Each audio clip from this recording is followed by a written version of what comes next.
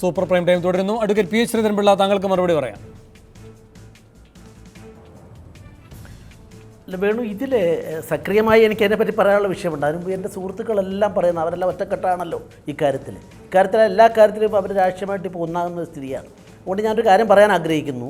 Indian ഭരണഘടനാ നിർമ്മാണ സഭ ആ സഭയിൽ കൂലങ്കുഷമായി വിഷയം ചർച്ച ചെയ്തതാണ്. ഇതിൻ്റെ ഇവിടെ എൻ്റെ രാജേഷൊന്നും അതറിയാത്ത ആൾക്കാരല്ല, കുഴൽനാടനും അറിയാത്ത ആളുകളല്ല.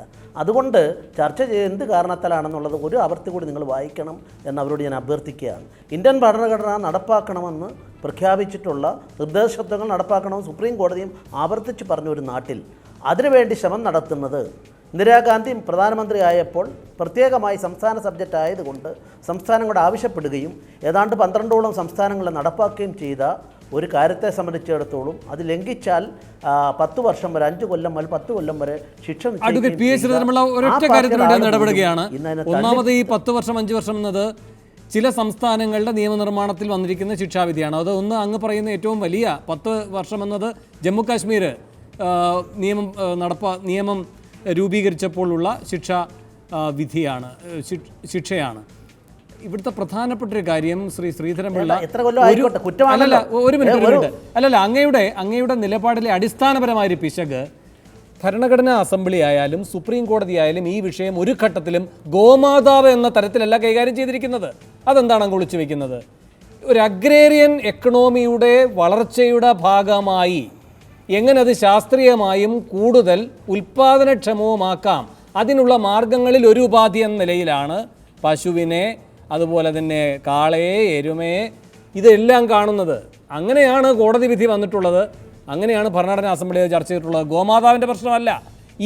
ഇവരാരും കോടതിയോ ഭരണഘടനാ അസംബ്ലിയോ ഗോസംരക്ഷകര ദളിന്റെ സ്വഭാവമുള്ളവരുമായിരുന്നില്ല. അങ്ങേക്ക് തുടരാം. വേണു ഒരു കാര്യം ചെയ്യൂ. നമ്മുടെ ഗാന്ധിജിയുടെ കളക്റ്റീവ് വർക്ക്സ് വേണുവിനും ഉണ്ടാവും, നിങ്ങളുടെ മാതൃഭൂമിയുടെ ലൈബ്രറിയിൽ തന്നെ ഉണ്ടാവും. താങ്കളൊന്ന് എടുത്തത് വായിക്കുക. ഗോമാതാവ് എന്നുള്ള യൂസേജ് നമ്മുടെ നാട്ടിൽ ആദ്യമായിട്ട് കൊണ്ടുവന്ന ചരിത്രപരമായിട്ടുള്ളതാണത്. ഹിന്ദു സംസ്കാരത്തിൻ്റെയും നമ്മുടെ ഭാരതീയ സംസ്കാരത്തിൻ്റെ ഭാഗമാണ്. പക്ഷേ അതെടുത്ത് പ്രയോഗിച്ച സ്വാതന്ത്ര്യസമര കാലഘട്ടത്തിൽ ഗാന്ധിജിയാണ്. ഗാന്ധിജി അതിൻ്റെ ഔപചാരികമായ പ്രവർത്തനങ്ങളുടെ സ്വാതന്ത്ര്യം 3 ത്രിതല സ്വാതന്ത്ര്യത്തിന് പോരാട്ടം നടത്തണം.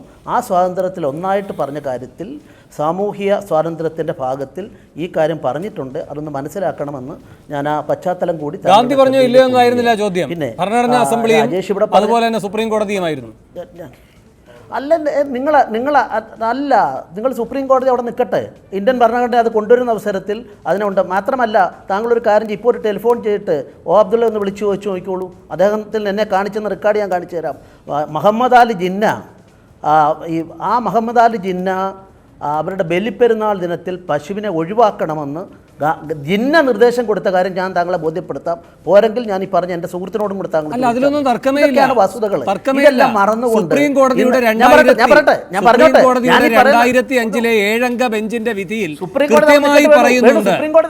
കൃത്യമായി പറയുന്നുണ്ട് ബക്രീദിന് ഈ പറയുന്ന തരത്തിൽ പശുവിനെ ബലിയാക്കണ്ട എന്ന്. അതിന് അബ്ദുള്ള വിളിക്കേണ്ട കാര്യമില്ല. വിഷയം ഇത്രയേ ഉള്ളൂ. ഗോമാതാവ് എന്ന് പറഞ്ഞല്ല ഭരണഘടനാ അസംബ്ലിയിൽ ചർച്ച നടന്നിട്ടുള്ളത്. സുപ്രീം കോടതിയിൽ ഇതിന്റെ തലനാരിഴ കീറിയുള്ള പരിശോധന നടന്നിട്ടുള്ളത്. സംസ്ഥാനങ്ങൾ നിയമനിർമ്മാണം നടത്തിയിട്ടുള്ളത്. കോടാനുകോടി ആളുകൾ ഇന്ത്യയിൽ ദൈവസങ്കല്പത്തിൽ കാണുന്ന ഒന്നിനെ തീർച്ചയായിട്ടും അതിനെ നിഷേധിച്ചുകൊണ്ടുള്ള ഈ സമീപനത്തെ ഞാൻ ചൂണ്ടിക്കാണിക്കാൻ വേണ്ടിയാണത് പറഞ്ഞത്. അതിൽ രാജേഷിനോട് എനിക്ക് മറുപടി പറയാനുള്ളത്, രാജേഷ് ഇപ്പോൾ ഏതായാലും വിവേകാനന്ദനെ എടുത്തു. ഗാന്ധിജി രാമരാജ്യത്തെ തള്ളി പറഞ്ഞുകൊണ്ട് ഉള്ള സമീപനത്തിൽ കുഴൽനാടനെത്തി. അത് ഉപയോഗിച്ച വാക്ക് തീവ്ര ദേശീയത എന്നാണ്. കമ്മ്യൂണിസ്റ്റുകാരും പണ്ട് കാലത്ത് സ്വാതന്ത്ര്യസമര കാലഘട്ടത്തിൽ കമ്മ്യൂണിസ്റ്റുകാർ പറഞ്ഞ വാക്കാണ് ഗാന്ധിജിയെ തള്ളി പറഞ്ഞുകൊണ്ട്. കാരണം ഇതെല്ലാം പറയാൻ എനിക്ക് താങ്കൾ സമയം തരുമെന്ന് എനിക്കറിയില്ല. ആദ്യം വിവേകാനന്ദൻ തുടങ്ങാം. വിവേകാനന്ദനെ തള്ളിപ്പറഞ്ഞ ആളുകൾ വിവേകാനന്ദൻ നെഞ്ചിലേറ്റിയതിൽ എനിക്ക് രാജേഷിനോട് സന്തോഷമുണ്ട്. വിവേകാനന്ദൻ അദ്ദേഹത്തെ സംബന്ധിച്ചിടത്തോളം സന്യാസം സ്വീകരിച്ച അവസരത്തിൽ പോലും ബംഗാളിൻ്റെ പശ്ചാത്തലത്തിൽ, ബംഗാളിൽ ബ്രാഹ്മണർ പോലും ഉപയോഗിക്കുന്ന മാംസമൊക്കെ ഉപയോഗിക്കുന്ന ഒരു സംസ്ഥാനമാണ് അദ്ദേഹം. ആ നിലയ്ക്ക് നോൺ വെജിറ്റേറിയൻ ഭക്ഷണം കഴിച്ചിരുന്നു എന്നുള്ള ആശ്രമത്തെ സംബന്ധിച്ചിടത്തോളം ആ കാര്യങ്ങൾ ചിലർ രേഖപ്പെടുത്തിയിട്ടുണ്ട്. ഈ പശ്ചാത്തലത്തിൽ നോക്കുമ്പം അതുകൊണ്ടല്ല നമ്മൾ വിവേകാനന്ദനെ സംബന്ധിച്ചിടത്തോളം പറയേണ്ടത്. വിവേകാനന്ദൻ ആ സന്ദർഭത്തോട് ബന്ധപ്പെടുത്തി പറഞ്ഞ കാര്യമാണ് അത് ഉദ്ധരിച്ചത്. എന്തായിക്കോട്ടെ, അതിലേക്കുള്ള ചർച്ച ചെയ്യാൻ പോകുന്നില്ല. 1967 വിവേകാനന്ദ സ്മാരകം ഉണ്ടാകണമെന്ന് പറഞ്ഞപ്പോൾ ഇന്ത്യയിൽ അതിനെ എതിർത്ത ഒരേ ഒരു സംസ്ഥാനം കേരളത്തിൻ്റെ കമ്മ്യൂണിസ്റ്റ് മന്ത്രിസഭയായിരുന്നു എന്നുള്ള കാര്യം മറക്കരുത്. ഭക്തവത്സലം എന്ന കോൺഗ്രസ്സുകാരും ഇന്ത്യയിലെ എല്ലാവരും ചെയ്തപ്പം ബംഗാളിലെ ജ്യോതിബാസുവിൻ്റെ വൈഫ് ആരും അറിയാതെ പണം പിരിച്ച് വിവേകാനന്ദ സ്മാരകത്തിന് അയച്ചു കൊടുത്തു. പാർട്ടിയെ പേടിച്ച് പരസ്യമായി ചെയ്യാൻ സാധിച്ചില്ല. അതുകൊണ്ട് ആ വിവേകാനന്ദനെ കുഴിച്ചു മൂടാൻ ശ്രമിച്ച ആളുകൾ പിന്തിരിപ്പനാണ്, പാടില്ല എന്ന് പറഞ്ഞവർ ഇപ്പോൾ വിവേകാനന്ദൻ ഉദ്ധരിച്ചത് ഞാൻ അങ്ങോട്ട് നന്ദി രേഖപ്പെടുത്തുകയാണ്. വിവേകാനന്ദനാണ് നമുക്ക് രണ്ടു കൂട്ടർക്കും മാതൃകയാകേണ്ടത് എന്ന് പറയാം. അതേപോലെ മാത്യു കുഴൽനാടനോട് എനിക്കൊരു കാര്യം പറയണം. തീവ്രദേശീയത അങ്ങ് വായിച്ചിട്ടില്ലാത്ത ആളല്ലല്ലോ, കുഴൽനാടൻ നല്ലോണം വായിക്കുന്ന ആളാണ്. ആ തീവ്രദേശീയത എന്നുള്ള പദപ്രയോഗം ആരാണ്? നമ്മൾ ഒന്ന് രവീന്ദ്രനാഥ ടാഗോർ ഗാന്ധിജിയോട് ചോദിച്ച ചോദ്യമാണ്. അതിന് അദ്ദേഹം പറഞ്ഞ മറുപടി താങ്കളൊന്ന് വായിച്ചു നോക്കണം.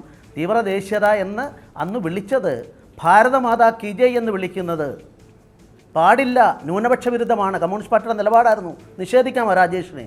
ഭാരതമാതാ കി ജയ് എന്ന് വിളിക്കാൻ പാടില്ല, അത് തെറ്റാണ്, സവർണ ഹിന്ദുത്വമാണ് എന്ന് പറഞ്ഞുകൊണ്ടുള്ള നിലപാട് സ്വീകരിച്ച് അമ്മയായ രാജ്യത്തെ കണ്ടുകൂടെന്ന് പറഞ്ഞ അക്കാലഘട്ടത്തിലെ വിഭജന ശക്തികളും അതിനെ പിന്താങ്ങിയ കമ്മ്യൂണിസ്റ്റുകാരും അതിനെതിരെ ഗാന്ധിജി നടത്തിയ പോരാട്ടവും, അതുകൊണ്ടാണ് ഗാന്ധിജിയെ ഹിന്ദു വർഗീയവാദിയായി ചിത്രീകരിച്ചത്. ഷോക്കേസിലെ കാഴ്ചപ്പണ്ടമെന്നൊക്കെ വിളിച്ച സംഭവങ്ങൾ അറിയാമല്ലോ, ഞാൻ ആവർത്തിക്കുന്നില്ല. അതുകൊണ്ട് ഇതെല്ലാം ഞാനിപ്പോൾ നോക്കുന്ന അവസരത്തിൽ യാസർ അറാബത്ത് പറഞ്ഞെന്താ? യാസർ അറാബത്ത് ഹിന്ദുക്കളുടെ സവർണ പിന്നോക്കക്കാരെന്ന് പറഞ്ഞ ഹാജി മസ്താൻ്റെ കാലത്ത് കള്ളക്കടത്തിന് പണം കൊണ്ട് തുടങ്ങിയ മൂവ്മെൻറ്റിൻ്റെ പേരാണ് ദളിത് പിന്നോക്ക ഐക്യം എന്ന് പറഞ്ഞുകൊണ്ട് മൂവ്മെൻറ്റ് തുടങ്ങി. അതൊക്കെ പരാജയപ്പെട്ടിട്ടാണ് സാർ ഞങ്ങളിവിടെ എത്തിപ്പെട്ടത്. ഇന്ത്യയിലെ ജനങ്ങൾ ഞങ്ങൾക്ക് മാൻഡേറ്റ് തന്നത്. അതുകൊണ്ട് ഇപ്പം നടക്കുന്ന ഈ ശ്രമം ഒരു ഗോപനത്തോട് ബന്ധപ്പെട്ടതാണോ? ഗോപനത്തോടൊന്നും ആരും അടിച്ചേൽപ്പിക്കുമെന്ന് ഞങ്ങളാരും പറഞ്ഞിട്ടില്ല. BJP സർക്കാർ എവിടെയും അടിച്ചേൽപ്പിക്കാൻ ശ്രമിച്ചിട്ടില്ല. പാസ്സാക്കിയെടുത്ത നിയമപ്രകാരം അത് നടപ്പാക്കുന്ന കാര്യത്തിൽ ശ്രമിക്കുന്നു. കേരളത്തെ പോലുള്ള സംസ്ഥാനത്ത് നടപ്പാക്കാൻ നല്ലതാണ്, എല്ലാവരും കൂടെ സഹകരിച്ചാൽ എന്നുള്ള അഭിപ്രായത്തിനപ്പുറം അടിച്ചേൽപ്പിക്കുന്നില്ല. പക്ഷേ ഈ തെരഞ്ഞെടുപ്പിൽ കേരളത്തിൽ അത് ലോക്കൽ ബോഡി തെരഞ്ഞെടുപ്പ് തൊട്ട് കറവ പശുവാക്കി മാറ്റിയ, പശുവിനെ കറവ പശുവാക്കി മാറ്റിയ രാഷ്ട്രീയ കണ്ണുകളുണ്ട്. നിങ്ങൾക്ക് നേട്ടമുണ്ടായിട്ടുണ്ടാവാം, പക്ഷേ ആത്മാവിനെ വ്രണപ്പെടുത്താൻ ഞങ്ങളില്ല, ഞങ്ങളതിൽ നേട്ടമുണ്ടാക്കാൻ ആഗ്രഹിക്കുന്നുമില്ല. പിന്നെ ഇതിനെ സംബന്ധിച്ചിടത്തോളം പറയുമ്പം പശുവൊന്നും തെരഞ്ഞെടുപ്പിൽ പ്രശ്നമാക്കാൻ ഈ തെരഞ്ഞെടുപ്പിൽ ഉത്തർപ്രദേശിൽ പോലും BJP ആഗ്രഹിക്കുന്നില്ല. അതുകൊണ്ട് ഇത് രാഷ്ട്രീയമായ നേട്ടത്തിന് വേണ്ടിയാണെന്നുള്ള താങ്കളുടെ വാദഗതിയും ശരിയല്ല. പ്രധാനമന്ത്രിയുടെയും RSS ചീഫിൻ്റെയും പ്രസ്താവനകളിൽ ആ രണ്ട് കാര്യങ്ങളെ സംബന്ധിച്ചിടത്തോളം അതാണ് RSSന് അന്തിമമായി RSSൻ്റെ ചോദിച്ചോളൂ. ഞാൻ ബഹുമാന ശ്രീധരൻപിള്ള സാറിനോട് ഞാൻ വളരെ സ്ട്രെയിറ്റ് ആയിട്ട്, നമ്മൾ ഈ ചരിത്രവും പഴയ കാര്യങ്ങളൊന്നും പറഞ്ഞു പോയിട്ട് കാര്യമില്ല, ഞാൻ വളരെ സ്ട്രെയിറ്റ് ആയിട്ട് അങ്ങോട്ട് ഒരു കാര്യം ചോദിക്കുകയാണ്. സവർക്കർ ഈ പശു എന്ന മൃഗം പൊതുവെ ദുർബലയാണെന്നും അത് ഇന്ത്യയുടെ പ്രതീകമാക്കാൻ പാടില്ലെന്നും പശു ഒരു സാധാരണ ഗ്രാമീണ എക്കോണമിയെ സഹായിക്കുന്നു എന്നതിനപ്പുറത്തേക്ക് യാതൊരു മഹത്വവും കൽപ്പിക്കേണ്ടതില്ലെന്നും RSSൻ്റെ നേതാവ് സവർക്കർ പറഞ്ഞിട്ടുണ്ടോ ഇല്ലയോ എന്ന് അങ്ങ് ഒന്ന് പറയാം. നമ്പർ 1. നമ്പർ 2, ഡയറക്റ്റീവ് പ്രിൻസിപ്പിൾസും ഫണ്ടമെൻ്റൽ റൈറ്റ്സും തമ്മിൽ അല്ലെങ്കിൽ ഡയറക്റ്റീവ് പ്രിൻസിപ്പിൾസിൻ്റെ എൻഫോഴ്സ്മെൻ്റ് ഇല്ല എന്നുള്ള അറിയാൻ പാടില്ലാത്ത ആളല്ല ശ്രീധരൻപിള്ള സാറ്. അത് നമ്പർ 2. പിന്നെ ഇവിടെ ഞാൻ തീവ്രദേശീയത എന്ന് ഉപയോഗിച്ചത് വേറൊന്നും കൊണ്ടല്ല, ഇന്ത്യൻ സൈന്യം നടത്തിയ സർജിക്കൽ സ്ട്രൈക്ക്, ആ സർജിക്കൽ സ്ട്രൈക്കിനെ രാഷ്ട്രീയപരമായി മുതലെടുക്കാനുള്ള പരിശ്രമം BJPയുടെ ഭാഗത്തുനിന്നും നേതാക്കന്മാരുടെ ഭാഗത്തുനിന്നും ഉണ്ടാകുന്നു നമ്മൾ എല്ലാവരും കണ്ടുകൊണ്ടിരിക്കുന്നതുകൊണ്ടാണ് ഞാൻ അങ്ങനെ പറയേണ്ടി വന്നത്. പിന്നെ വളരെ സ്ട്രെയിറ്റ് ആയിട്ട് എനിക്ക് ചോദിക്കാനുള്ളൊരു കാര്യം, നരേന്ദ്രമോദി ഈ രാജ്യത്തെ ജനങ്ങളോട് പറഞ്ഞത് ഗോരക്ഷാ സംരക്ഷകരെ അല്ലെങ്കിൽ അവരെ സംരക്ഷിക്കുക എന്നുള്ളതല്ല എൻ്റെ സർക്കാരിൻ്റെ നയം, നിങ്ങൾ ദളിതർക്ക് നേരെ ആക്രമണം നടത്തുന്നതിന് പകരം എൻ്റെ നെഞ്ചിലേക്ക് നിറയൊഴിക്കൂ എന്ന് പറഞ്ഞ നരേന്ദ്രമോദിയുടെ നിലപാടിനൊപ്പമാണോ അങ്ങ്? അതെയോ ഇന്ന് റാം മാധവ് പറഞ്ഞ ഗോരക്ഷാ സംരക്ഷണം എന്ന് പറയുന്നത് ഈ രാജ്യത്ത് നടപ്പിലാക്കേണ്ട കാര്യമാണ് എന്ന് പറഞ്ഞതിനൊപ്പമാണ്? ശരി, ശ്രീ MP രാജേഷ്. ഇവിടെ ശ്രീ ശ്രീധരൻപിള്ള എന്തായാലും വിവേകാനന്ദൻ അങ്ങനെ പറഞ്ഞിട്ടില്ല എന്ന് പറഞ്ഞില്ല. പക്ഷേ ഇപ്പം അദ്ദേഹം പറയുന്നത് വിവേകാനന്ദനേക്കാൾ ഇക്കാര്യത്തിൽ സ്വീകരിക്കാവുന്നത് ജിന്നയുടെ അഭിപ്രായമാണ് എന്നാണ്. അപ്പോൾ വിവേകാനന്ദനല്ല ഇക്കാര്യത്തിൽ ഹിന്ദുവായിട്ട് പരിഗണിക്കപ്പെടേണ്ടത്, ജിന്നയാണ്. ഒരു കാര്യം വ്യക്തമായില്ലേ? വിവേകാനന്ദൻ്റെ കാവ്യയും RSSൻ്റെ കാവ്യയും തമ്മിലുള്ള വ്യത്യാസം ഇപ്പോൾ മനസ്സിലായിട്ടുണ്ടാവുമല്ലോ. ഇതാ ഞങ്ങൾ പറയുന്നത്, വിവേകാനന്ദനേക്കാൾ വലിയ ഹിന്ദുവാണോ നിങ്ങളൊക്കെ? വിവേകാനന്ദനേക്കാൾ വലിയ ഹിന്ദു സംരക്ഷകരാണോ നിങ്ങളെല്ലാം, അല്ലെങ്കിൽ ഭാരതീയ ധർമ്മത്തിൻ്റെ സംരക്ഷകരാണോ?